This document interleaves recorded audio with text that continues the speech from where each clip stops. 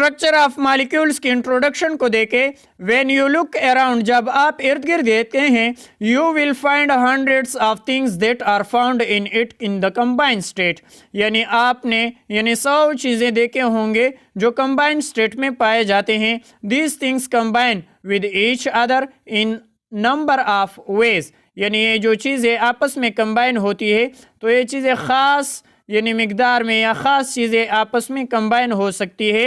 The attractive force which keeps the atoms together in substances is called the bond. यानी जो attractive force होती है एटमों के दरमियान आपस में पाया जाता है और जो सब्सटेंस बना देते हैं उसको हम यानी बॉन्ड कहेंगे। एक्सेप्ट द नोबल गैसेस, यानी तमाम एटम बॉन्ड बना सकते हैं और तमाम एटम यानी कंबाइंड स्टेट में पाए जाएंगे यानी एटमॉस्फेयर में। लेकिन जो नोबल गैसेस है यानी एक एक्सेप्शन है नोबल गैसेस, वो यानी कंबाइंड स्टेट में नहीं पाए जाते। वो यानी एटॉमिक में आप या ये एटॉमिक स्ट्रक्चर में आप इसको देख सकते हैं। नोबल गैसेस यानी कंबाइंड स्टेट में नहीं पाए जा सकते, वो आज़ादाना तौर पर रह सकते हैं। इस वजह से हम उसको यानी इनर्ट गैसेस या नोबल गैसेस कहते हैं।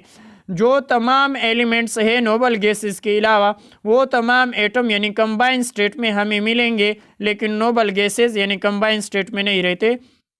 विच एग्जिस्ट एज एटम, यानी वो एटम के स्ट्रक्चर में हमें मिल सकते हैं। All other elements and compounds are found by the combination of atoms. यानी ऑल अदर एलिमेंट्स, जो तमाम जितने भी एलिमेंट्स पाए जाते हैं या कंपाउंड्स वो बने जाते हैं, are found by the combination, यानी कंबाइंड होते हैं। एटम आपस में कंबाइन होकर यानी कंपाउंड्स या मॉलिक्यूल्स बना देते हैं। In this unit, you have learned that atoms combine या can combine with one another to form molecules. इस यूनिट में हम ये पढ़ेंगे और ये जानेंगे जो एटम्स है वो कंबाइंड होंगे यानी एटम आपस में कंबाइंड हो जाएंगे विद वन अनदर, एक दूसरे के साथ, और मॉलिक्यूल्स बना देंगे। Molecules of same elements consist of same kinds of atom. अगर मॉलिक्यूल में हम सेम एलिमेंट्स में हम कंसिस्ट करते हैं या जो एलिमेंट्स हम देते हैं वो क्या होते हैं, अगर सेम है, सेम काइंड्स ऑफ एलिमेंट्स या एटम्स मौजूद है तो क्या बना देंगे मॉलिक्यूल्स। O2 O3, तो ये दोनों क्या है, ऑक्सीजन एटम है, तो ये सेम काइंड्स ऑफ एटम्स आपस में मिलते हैं। O3 में क्या होती हैं, 3 मॉलिक्यूल्स ऑक्सीजन के आपस में मिल जाते हैं और ओजोन बना देते हैं। तो ये एग्जाम्पल है किसके, सेम काइंड्स ऑफ एटम्स के। वाइल मॉलिक्यूल्स ऑफ कंपाउंड्स, और बाज़ मॉलिक्यूल ऐसे कंपाउंड्स भी होते हैं are made up of different kinds of atom, तो उनमें जो एटम्स होते हैं वो डिफरेंट होते हैं। फॉर एग्जांपल H2O, तो H2O में 2 हाइड्रोजन है और 1 ऑक्सीजन, और कार्बन डाइऑक्साइड में क्या है, 1 कार्बन है और 2 ऑक्सीजन है, एक्सेट्रा वगैरह। यानी सेम काइंड्स ऑफ एटम में O2 O3 और डिफरेंट काइंड्स ऑफ एटम्स में O2 और यानी H2O और CO2। Atoms combines with one another by the process is called chemical bonding। यानी जो ये एटम्स आपस में कंबाइंड होती है आपस में, तो जब यानी एटम्स कंबाइन होते हैं आपस में वन अनदर में, तो इस प्रोसेस को हम क्या कहेंगे, chemical bonding. Y do atoms from bonds, और जो एटम्स है वो बॉन्ड क्यों बना देती हैं वो हम पढ़ेंगे यानी स्टेबिलिटी के through. In how many ways do they form bonds, यानी ये कितने किस्म के बॉन्ड्स बन सकते हैं। What are difference between the different kinds of bonds, हम यानी उसमें डिफरेंस देखेंगे, यानी डिफरेंट काइंड्स ऑफ बॉन्ड्स में हम मुख्तलिफ किस्म के डिफरेंस देखेंगे।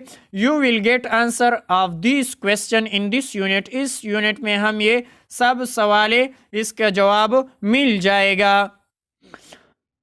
Y do atoms from chemical bonds, यानी क्यों एटम्स केमिकल बॉन्ड बना देती हैं। Every system in universe trends to lower its energy, यानी सिस्टम में जितने भी सिस्टम हमारे पास यूनिवर्स में मौजूद हैं वो क्या होती हैं, या उसकी एनर्जी वो क्या करते हैं, लोअर कर देती हैं, tends to lower its energy, वो एनर्जी को यानी कम करते हैं। In order to attain stability, किस लिए एनर्जी कम करते हैं? कि वो स्टेबल बन जाए, अपनी स्टेबिलिटी गेन करने के लिए।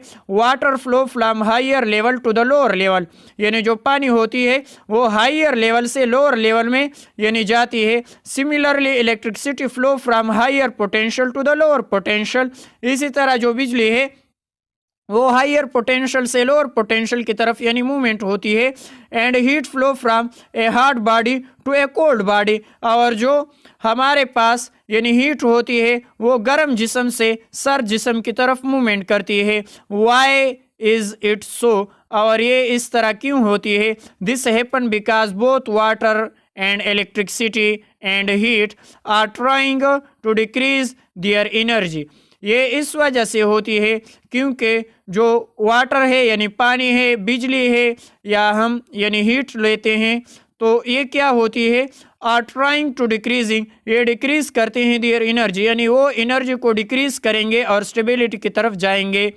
तो एटम्स भी इस तरह होती है, atom in the same way, और इसी तरह जो एटम्स है वो इसी तरह भी हैव टेंडेंसी टू डिक्रीज, तो वो क्या करती हैं यानी टेंडेंसी रखती है डिक्रीज करने की देयर एनर्जी, वो एनर्जी को डिक्रीज करेंगे और स्टेबिलिटी गेन करेंगे।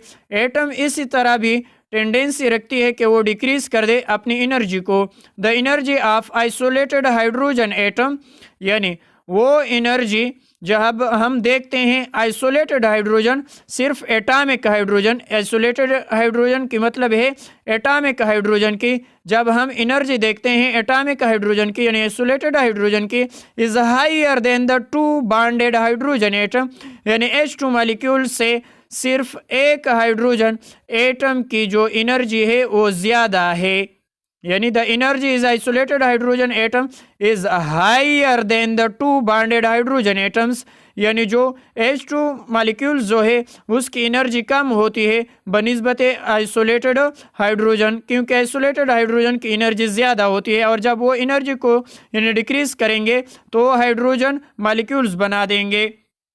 That is the combination of atoms gives stable molecules through emission of energy, और इसी तरह कम्बिनेशन होती है एटमों के, यानी एटम आपस में कंबाइंड होती है और वो स्टेबिलिटी गेन करने के लिए मॉलिक्यूल्स बना देती है, और इसी तरह वो एनर्जी को क्या कर देती है यानी इमिट कर देती है, खारिज कर देती है। They can decrease their energy by the combining with other atoms and from a chemical bonds, और इसी तरह वो एनर्जी को यानी कम करेंगे, डिक्रीज करेंगे जब वो कंबाइन होंगे और एटम के साथ, और वो केमिकल बॉन्ड बना देगा, बॉन्ड बन जाएगा, और इस तरह वो कितने बॉन्ड है वो अब हम पढ़ेंगे, और इस तरह वो केमिकल्स बॉन्ड बना देते हैं। There are two concept which explain the chemical bonding, हमारे पास दो कंसेप्ट है एक्सप्लेन करने के लिए chemical bonding, the valence concept and the orbital concept. तो हम सबसे पहले वैलेंस कंसेप्ट को हम इलेक्ट्रॉनिक थ्योरी ऑफ वैलेंस भी कह सकते हैं, वैलेंस कंसेप्ट को हम इलेक्ट्रॉनिक थ्योरी ऑफ वैलेंस भी कह सकते हैं। इन 1916 सदी में G.N. Lewis and W. Kossel give the electronic theory of valence, यानी इन दो साइंसदानों ने वैलेंस कंसेप्ट को इजाद किया था 1916 सदी में। 1916 सदी में इन दोनों साइंसदानों ने यानी वैलेंस कंसेप्ट इजाद किया था। तो वैलेंस कंसेप्ट क्या कहते हैं? It states that in chemical bond formation, जब हमारे पास केमिकल बॉन्ड बनता है या वो बन रहा है तो उसमें हम क्या देखते हैं? Atoms take parts by losing, gaining और शेयरिंग ऑफ इलेक्ट्रॉन। जब हमारे पास केमिकल बॉन्ड फॉर्मेशन होगा तो हमारे पास जो एटम है या वो तो इलेक्ट्रॉन लॉस करेगा या वो तो इलेक्ट्रॉन को गेन करेगा या इलेक्ट्रॉन को शेयर करेगा। So as to attain the inerts, और वो जब यानी इनर्ट्स या नोबल गैसेज उसका इलेक्ट्रॉनिक कन्फिग्रेशन पहुंच जाए तो वो क्या होगा यानी स्टेबल बन जाएगा। When atoms have 2 or 8 electrons in their outermost shell, they are stable। यानी जब हमारे पास एटम या तो आउटरमोस्ट शेल में 2 या 8 इलेक्ट्रॉन अगर होंगे तो क्या होगा, यानी वो स्टेबल होगा। The electronic theory of valence can be named as octet और डुप्लेट थ्योरी ऑफ वैलेंस। तो हम ऑक्टेट और डुप्लेट दोनों पढ़ेंगे। तो ये कहते हैं या तो टर्मोस शेल में 2 इलेक्ट्रॉन होने चाहिए, जिस तरह के हाइड्रोजन और हीलियम ये सिर्फ 2 एटम्स है, और बाकी तमाम एटम्स में यानी 8 इलेक्ट्रॉन होंगे आउटरमोस्ट शेल में। तो ये अब हम पढ़ेंगे। तो 2 इलेक्ट्रॉन वाले को हम डुप्लेट और 8 वाले को ऑक्टेट। तो ऑक्टेट थ्योरी ऑफ वैलेंस, यानी हम ऑक्टेट थ्योरी ऑफ वैलेंस पढ़ेंगे, या उसको आप रूल ऑफ 8 भी कह सकते हैं। ऑक्टेट थ्योरी ऑफ वैलेंस भी कह सकते हैं और रूल ऑफ 8 भी कह सकते हैं। तो octet theory of valence explain the tendency of atom to attain 8 electrons in the outermost shell in the order to attain stability, यानी वो एटम ये टेंडेंसी रखेंगे कि वो 8 इलेक्ट्रॉन को अटेंड करे इन द आउटरमोस्ट शेल, यानी आखिरी शेल में, in the order to attain stability, क्योंकि उसकी ऑर्डर क्या बन जाए, यानी स्टेबल बन जाए। और वो स्टेबल बन सकता है जब उसमें 8 इलेक्ट्रॉन पूरे हो जाएंगे। तो जब वो 8 इलेक्ट्रॉन पूरे करेंगे तो वो स्टेबल बन जाएगा। For example, oxygen atom has 6 electrons in their valence shell. Oxygen के आखिरी शेल में 6 इलेक्ट्रॉन मौजूद है। It shares or gains 2 electrons in its outermost shell and attains the stability by completing its outermost shell with 8 electrons। ये कहते हैं कि उसके आउटरमोस्ट शेल में, ऑक्सीजन के आउटरमोस्ट शेल में 6 इलेक्ट्रॉन मौजूद है। अब क्या करेगा, इट शेयर और गेन, या तो वो इलेक्ट्रॉन को शेयर करेंगे या गेन करेंगे। कितने electron, 2 electron in the outermost shell, आखिरी शेल में, एंड अटेन द स्टेबिलिटी, और वो यानी स्टेबिलिटी गेन करेंगे by the completion its outermost shell. Outermost shell में वो 8 इलेक्ट्रॉन को पूरे करेंगे with 8 electron. This is known as octet rule और रूल ऑफ ऑक्टेट। तो इसको हम यानी ऑक्टेट रूल या रूल्स ऑफ 8 भी कह सकते हैं। इसके बाद duplet rule or rule of 2, the tendency of atom to attain 2 electron in the valence shell in the order to attain stability। और इसी तरह अगर एक एटम यानी आउटरमोस्ट शेल में 2 इलेक्ट्रॉन को यानी अटेन कर सकते हैं, तो वो 2 इलेक्ट्रॉन को अटेन करेंगे और वो अपनी स्टेबिलिटी को गेन करेंगे और वो स्टेबल बन जाएगा। तो ये क्या कहते हैं, tendency of atoms to attain 2 electrons, यानी 2 इलेक्ट्रॉन उनको चाहिए और इन द वैलेंस शेल, आखिरी शेल में, in order to attain stability, और वो स्टेबल बन जाएगा।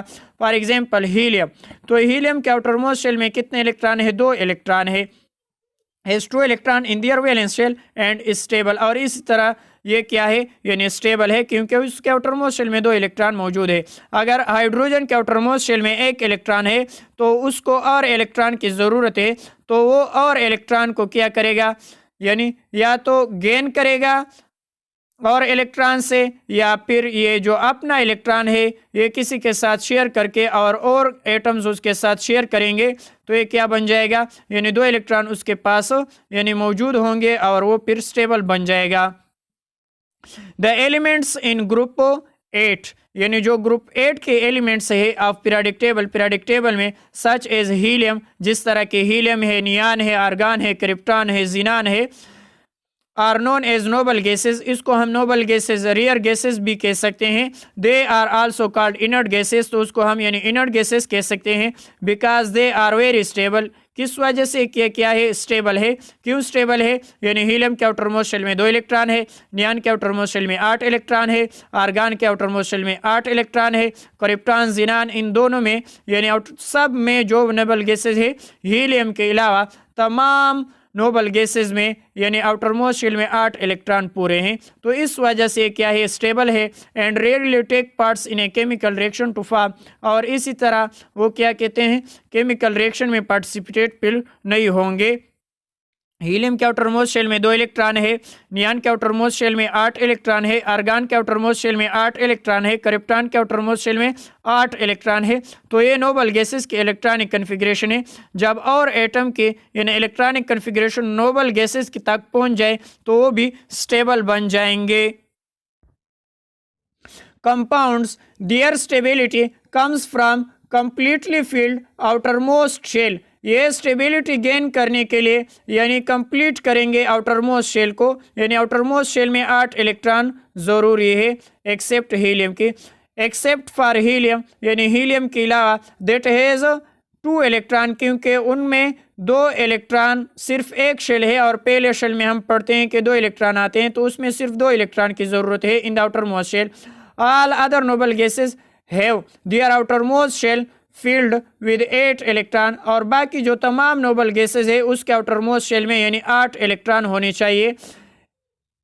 All shell with 8 electrons is called an octet या एंड इज वेरी स्टेबल। और इसी तरह जितने भी नोबल गैसेज है उन तमाम के आउटरमोस्ट शेल में अगर 8 इलेक्ट्रॉन है यानी 8 इलेक्ट्रॉन है तो उसको हम क्या कहेंगे, octet, and it is very stable, और वो फिर स्टेबल है।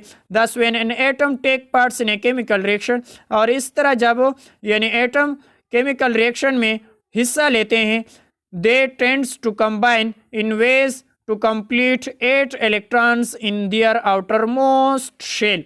और इसी तरह वो इस वजह से केमिकल रिएक्शन में हिस्सा लेंगे क्योंकि वो टेंड टू कंबाइन इन वे, क्योंकि वो कंबाइन हो जाएंगे और वो इस वजह से कंबाइन होंगे कंप्लीट 8 इलेक्ट्रॉन के वो 8 इलेक्ट्रॉन पूरे कर दे आउटर मोस्ट शेल में to attend the electronic configuration, क्योंकि इलेक्ट्रॉनिक कन्फिग्रेशन वो नोबल तक पहुंचने के लिए ज़रूरी है। फिर वो क्या हो जाएगा यानी स्टेबल बन जाएगा। To attend electronic configuration of noble gases की तरह एक्सेप्ट हीलियम, क्योंकि हीलियम में सिर्फ कितने हैं यानी 2 इलेक्ट्रॉन है आउटर मोस्ट शेल में। द ऑर्बिटल कंसेप्ट, इसके बाद हम ऑर्बिटल कंसेप्ट पढ़ेंगे। ऑर्बिटल कंसेप्ट क्या है? This concept is based on the combination of atomic orbital to produce molecular orbital. इस कंसेप्ट में हम इस बेस पर हम पढ़ेंगे, इस बेस्ड ऑन द कॉम्बिनेशन के वो किस तरह कॉम्बिनेशन है ऑफ एटॉमिक ऑर्बिटल्स की, एटॉमिक ऑर्बिटल्स की कॉम्बिनेशन किस तरह है टू प्रोड्यूस मॉलिक्यूलर ऑर्बिटल, और वो किस तरह मॉलिक्यूलर ऑर्बिटल देते हैं।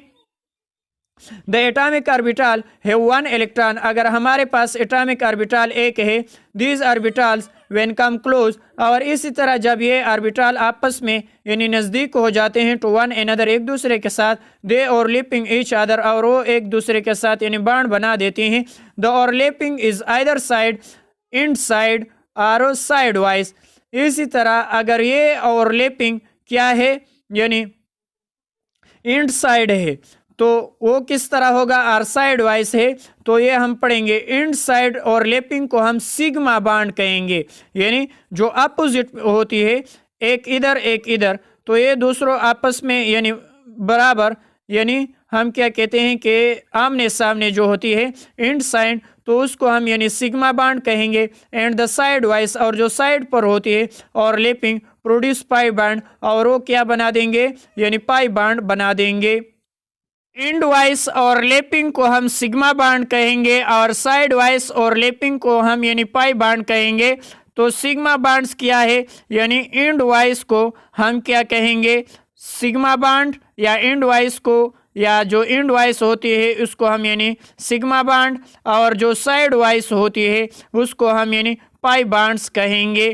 तो ये यानी इसको हम सिग्मा बांड और इसको पाई बांड, तो सिग्मा बांड्स एक होगा मॉलिक्यूल्स में, पाई बांड यानी 2 हो सकते हैं, तो अब हम बाद में देखेंगे। इसके बाद साइंटिफिक इंफॉर्मेशन पढ़ते हैं कि साइंटिफिक इंफॉर्मेशन में क्या है।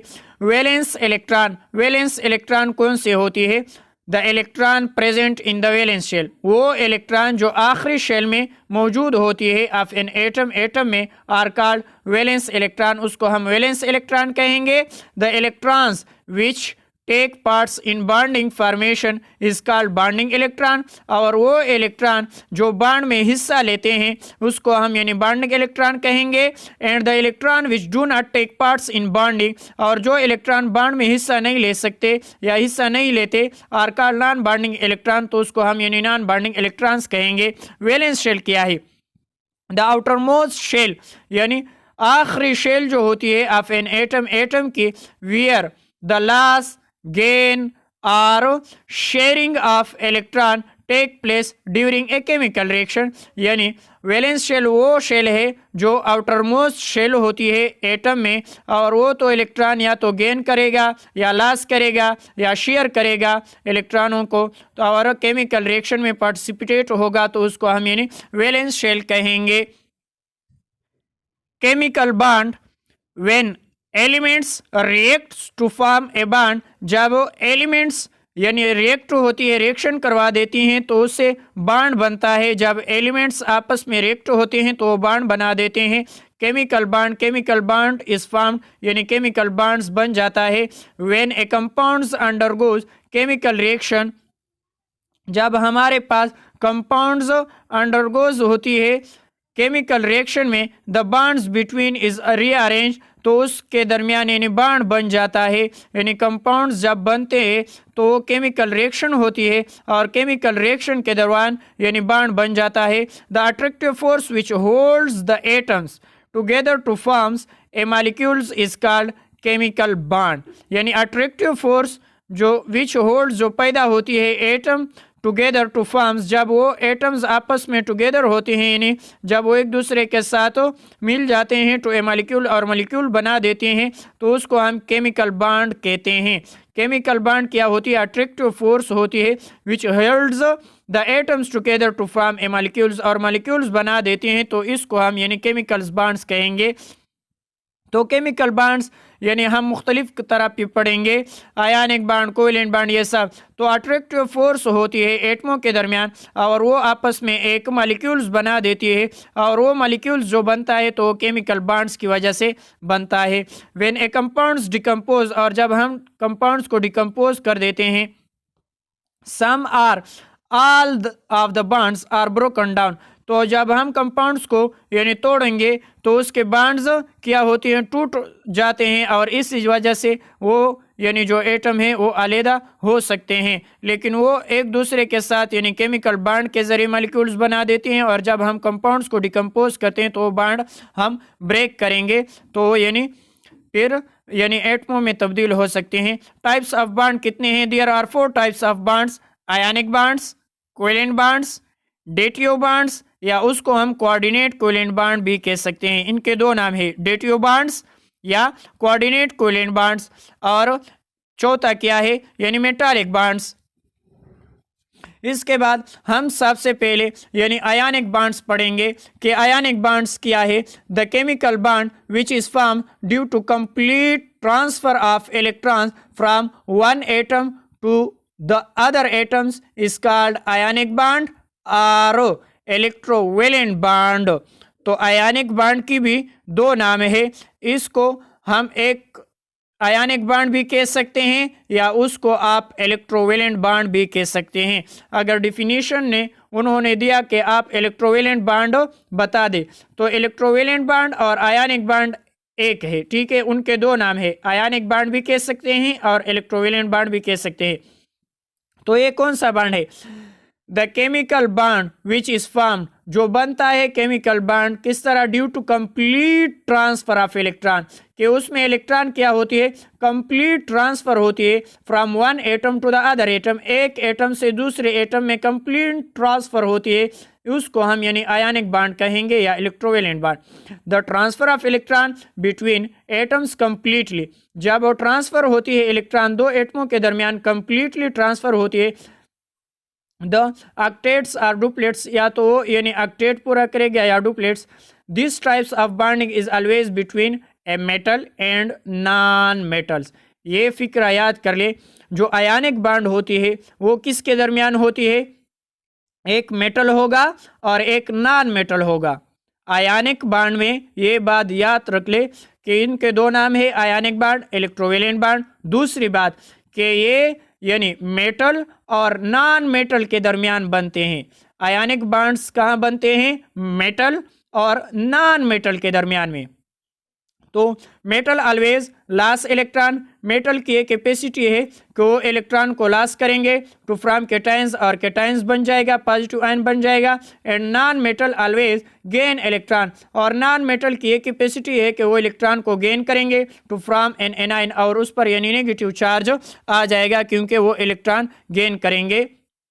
इन आयनिक बॉन्ड फॉर्मेशन, जब आयनिक बॉन्ड बनता है, वन एटम लॉसेज इलेक्ट्रॉन, जब आयनिक बॉन्ड बनता है तो एक एटम इलेक्ट्रॉन को लॉस करेगा एंड अदर एटम्स या and the other it's gain, और दूसरा उस इलेक्ट्रॉन को गेन करेगा। The atom that losses the electron acquires positively charge, और जो इलेक्ट्रॉन को लॉस करता है जो एटम, उस पर पॉजिटिव चार्ज आ जाएगा। And other atoms which gain the electron, और जो इलेक्ट्रॉन को गेन करता है become a negatively charge particles, तो उस पर यानी नेगेटिव चार्ज आ जाता है ड्यू टू अपोजिटिवली चार्ज, और जो अपोजिट चार्ज बन जाते हैं। An electrostatic force of attraction is set up between them, जब यानी पॉजिटिव और नेगेटिव चार्ज बन जाते हैं तो इसमें इलेक्ट्रोस्टैटिक फोर्स ऑफ अट्रैक्शन होगा और फिर ये आपस में यानी सेटअप करेंगे।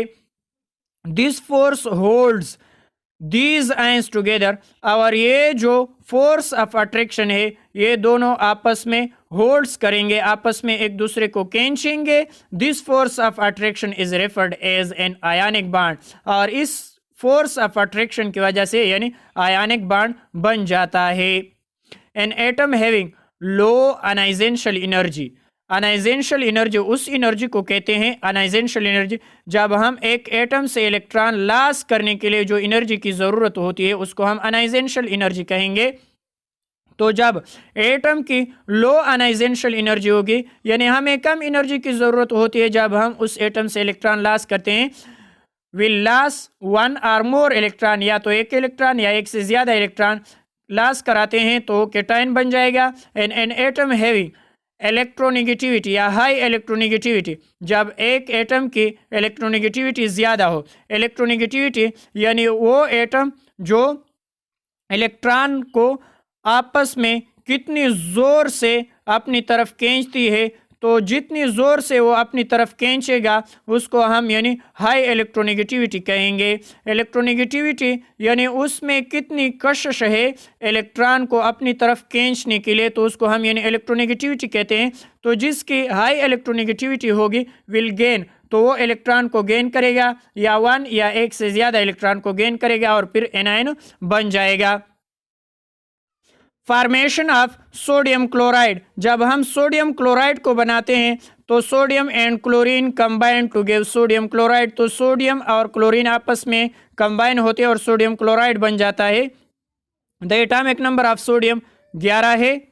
द इलेक्ट्रॉनिक कन्फिग्रेशन किस तरह होगी? के शेल में 2 होंगे, एल शेल में 8 और एम शेल में 1 इलेक्ट्रॉन होगा। It is clear that sodium has 1 electron in its outer most shell, यानी हमें ये साबित हो जाएगा कि हमारे पास जो तीसरा शेल है एम, उसमें ये जो सोडियम के आउटर मोस्ट शेल है उसमें सिर्फ 1 इलेक्ट्रॉन है। It has the tendency to loss 1 electron, तो इसकी ये टेंडेंसी है कि वो इलेक्ट्रॉन को लॉस कर सकता है to attain the inert gases electronic configuration, और फिर वो यानी इनर्ट गैसेज इलेक्ट्रॉनिक कन्फिग्रेशन तक पहुंच सकता है, जिस तरह के नियान में। तो ये नियान के साथ यानी उसका इलेक्ट्रॉनिक कन्फिग्रेशन बराबर हो जाएगा, फिर वो स्टेबल बन जाएगा।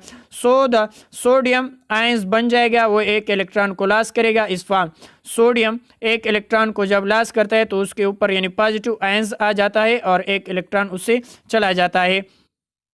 The atomic number of chlorine कितना है? 17 है। द इलेक्ट्रॉनिक कन्फिग्रेशन के शेल में 2, एल शेल में 8 और एम शेल में 7, तो उनके लिए सिर्फ 1 इलेक्ट्रॉन की ज़रूरत होती है, तो इस वजह से वो इलेक्ट्रॉन को गेन करता है। It is clear that chlorine needs 1 electron, इस वजह से जो क्लोरीन है उसके लिए ज़रूरत है सिर्फ 1 इलेक्ट्रॉन की to complete the outer most shell, यानी आउटर मोस्ट शेल पूरे करने के लिए सिर्फ 1 इलेक्ट्रॉन की ज़रूरत है। It has tendency to gain 1 electron, इस वजह से उसकी ये खासियत है कि वो इलेक्ट्रॉन को गेन कर सकता है to attain the inert gases of electronic configuration, और फिर वो इनर्ट गैसेज यानी इलेक्ट्रॉनिक कन्फिग्रेशन तक पहुंच सकता है ऑर्गन में। आर्गान की तरह। So it is form chloride ion, और इस तरह वो क्लोराइड आयन बन जाता है। जिस तरह क्लोरीन एक इलेक्ट्रॉन को जब गेन करता है तो क्लोरीन नेगेटिव यानी एनायन में तब्दील हो जाता है। We know that oppositely charge attract each other. इस वजह से हम कह सकते हैं कि जो ऑपोजिटली चार्ज है वो एक दूसरे को आपस में अट्रैक्ट करेंगे। Therefore an electrostatic force of attraction is set up between. तो इस वजह से यानी इलेक्ट्रोस्टैटिक फोर्स ऑफ अट्रैक्शन दोनों यानी नेगेटिव और पॉजिटिव के दरमियान पैदा हो जाती है, यानी सोडियम और क्लोरीन आयन के दरमियान। This force units these ions in the crystalline latex. ये भी याद कर ले, यानी ये तीसरा एमसीक्यूज है आयनिक बांड में। जब ये फोर्स ऑफ अट्रैक्शन बन जाता है आयंसों के दरमियान तो ये हमें क्रिस्टलाइन लेटेक्स स्ट्रक्चर देता है, यानी आयनिक बांड हमारे पास क्रिस्टलाइन लेटेक्स स्ट्रक्चर देता है।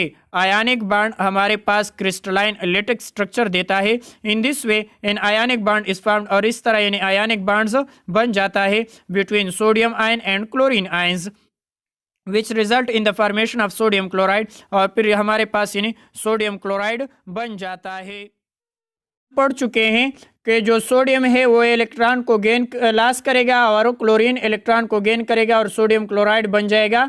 तो किस तरह होता है, यानी सोडियम इलेक्ट्रॉन देता है क्लोरीन को और फिर यानी सोडियम क्लोराइड बन जाता है और सोडियम पॉजिटिव आयंस बन जाते हैं और क्लोरीन नेगेटिव आयन, और इसको हम यानी सोडियम क्लोराइड कह सकते हैं। तो ये अपोजिट चार्ज आपस में फोर्स ऑफ अट्रैक्शन होती है, तो इसको हम इलेक्ट्रोस्टैटिक फोर्स ऑफ अट्रैक्शन कहते हैं, और इस वजह से हमारे पास यानी क्रिस्टलाइन लेटेक्स स्ट्रक्चर बन जाता है। तो ये सोडियम क्लोराइड के आप देखें क्रिस्टलाइन लेटेक्स स्ट्रक्चर है, तो सोडियम क्लोराइड की यानी क्रिस्टलाइन लेटेक्स स्ट्रक्चर होता है। किस वजह से, आयनिक बॉन्डिंग की वजह से। इसको देखें अगर एमसीक्यूज में आ जाए, यानी हमारे पास न्यूट्रल सोडियम एटम की साइज यानी बड़ा है, लेकिन अगर हम उससे एक इलेक्ट्रॉन को लॉस कर देते हैं तो उसकी यानी साइज यानी छोटी हो जाती है। तो छोटा होने की वजह यह है कि उसमें यानी प्रोटॉनों की तादाद बढ़ गई और फिर वो इलेक्ट्रॉनों को आसानी के साथ यानी खींच सकते हैं।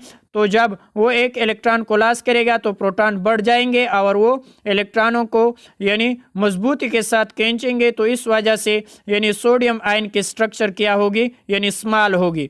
अगर हम क्लोरीन्स को देखें तो क्लोरीन्स की साइज इतनी है, अगर उसने एक इलेक्ट्रॉन को गेन कर दिया तो फिर उसकी साइज यानी बढ़ जाएगी। और क्यों बढ़ जाएगी, क्योंकि उसमें प्रोटॉनों की तादाद वही है और एक इलेक्ट्रॉन्स बढ़ गया, तो एक इलेक्ट्रॉन्स बढ़ने की वजह से उसकी साइज यानी बढ़ जाएगी, क्योंकि उसमें फोर्स ऑफ अट्रैक्शन फिर कम हो जाएगा और फिर क्या होती है यानी क्लोरीन की जो साइज है वो बढ़ जाती है। तो अगर हम देखते हैं कि जो ये आयनिक बॉन्ड है यानी आयनिक बॉन्ड, इसको आप अगर याद करते हैं तो याद कर ले आयनिक बॉन्ड। तो आयनिक बॉन्ड अगर हम देखते हैं तो वो एक जर्मन फिजिस्ट था, यानी जर्मन फिजिस्ट,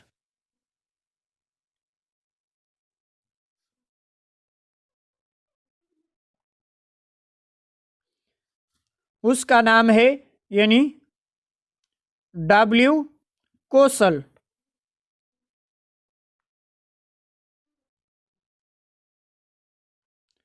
जिन्होंने आयनिक बॉन्ड को यानी इजाद किया था। इस साइंसदान ने आयनिक बॉन्ड को इजाद किया था, जर्मन फिजिस्ट था डब्ल्यू कोसल उसका नाम है, यानी उन्होंने आयनिक बॉन्ड को इजाद किया था। तो ये फॉर्मेशन है सोडियम क्लोराइड कंपाउंड्स की। इसके बाद हम दूसरा देखते हैं formation of calcium chloride. Calcium chloride के हम देखते हैं calcium and chlorine combine to give यानी कैल्शियम क्लोराइड। कैल्शियम और क्लोरीन जब आपस में मिलते हैं तो कैल्शियम क्लोराइड बना देती है। तो कैल्शियम क्या करते हैं, 2 इलेक्ट्रॉन को लॉस करेंगे। Calcium has 2 electron in the outermost shell, यानी कैल्शियम के आउटरमोस्ट शेल में 2 इलेक्ट्रॉन है। It has tendency to the 2 electron to attains the inner gases of electronic configuration of neon. तो वो क्या कर देते हैं, यानी 2 इलेक्ट्रॉन को लॉस करेंगे, क्योंकि ये इनर्ट गैसेस को अटेंड करने के लिए 2 इलेक्ट्रॉन को लॉस करेंगे, क्योंकि उसके आउटरमोस्ट शेल में 2 इलेक्ट्रॉन है और फिर उसकी इलेक्ट्रॉनिक कन्फिग्रेशन यानी के साथ यानी बराबर हो जाएगी। सो कैल्शियम क्या कर देते हैं इस फॉर्म, तो कैल्शियम क्या कर देते हैं 2 इलेक्ट्रॉन को लॉस कर देते हैं। इसके बाद यानी क्या होगा, क्लोरीन नीड्स 1 इलेक्ट्रॉन, क्लोरीन को सिर्फ 1 इलेक्ट्रॉन की ज़रूरत है to complete its outermost shell को पूरा करने के लिए क्लोरीन को सिर्फ 1 इलेक्ट्रॉन की ज़रूरत होती है, 1 इलेक्ट्रॉन की ज़रूरत होती है और कैल्शियम ने तो 2 इलेक्ट्रॉन दे दिए, तो क्या होगा, it has tendency to gain 1 electron, फिर वो 1 इलेक्ट्रॉन को गेन कर देता है to attain inert gases electronic configuration, वो आर्गन की तरफ पहुंच जाती है। So it is form chlorine ion. इसी तरह यानी एक क्लोरीन आ जाएगा 1 इलेक्ट्रॉन लेगा और दूसरा क्लोरीन आ जाएगा दूसरा इलेक्ट्रॉन ले जाएगा। तो इसी तरह 1 calcium has 2 chlorine ion, 1 calcium सिर्फ 2 क्लोरीन के साथ यानी बॉन्ड बना सकता है, which result in the formation of calcium chloride, और कैल्शियम क्लोराइड्स बन जाएगा। तो कैल्शियम 1 इलेक्ट्रॉन 1 क्लोरीन को देता है और दूसरा इलेक्ट्रॉन दूसरे क्लोरीन को दे देता है और फिर हमारे पास यानी कैल्शियम क्लोराइड बन जाता है। तो 1 कैल्शियम और 2 क्लोरीन्स आएंगे और फिर यानी कैल्शियम क्लोराइड्स बन जाएगा। This explains the divalent nature of calcium, इस वजह से हम कैल्शियम को क्या कह सकते हैं, डाइवेलेंट इन नेचर। कैल्शियम को हम क्या नाम दे सकते हैं, divalent in nature. Similarly we can show the trivalent in nature, और इसी तरह जो यानी 3 एटमों के साथ बॉन्ड बना सकता है यानी 3 एटमों को इलेक्ट्रॉन दे सकता है, तो उसको हम यानी ट्राइवेलेंट इन नेचर कहेंगे, जो 3 इलेक्ट्रॉन को लॉस कर सकते हैं। जिस तरह के एल्यूमिनियम 3 इलेक्ट्रॉन लॉस करेंगे, उसके आउटरमोस्ट शेल में 3 इलेक्ट्रॉन है। In the formation of AlCl3 बन जाएगा, यानी एल्यूमिनियम क्लोराइड मॉलिक्यूल्स बन जाएगा।